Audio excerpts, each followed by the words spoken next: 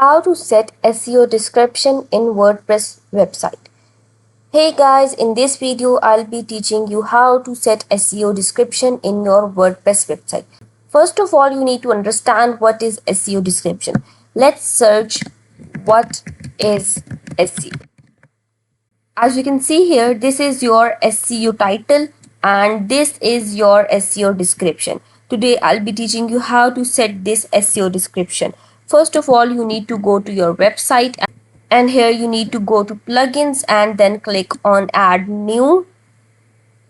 Once you click on add new, here you need to search for rank math.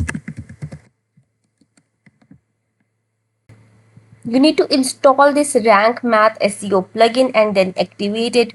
Once it's installed, then go to pages. Then you need to go to posts.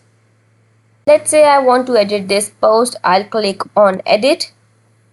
And here you will see this rank math option. Click on it and then click on edit snippet. So here are some options. From here you can edit your title and your permalink, and you can also edit your description. This description will be called as SEO description.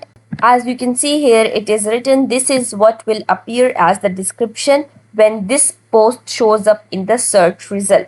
So it's very important to add a very good description. So once you are done, then click on update and you are set.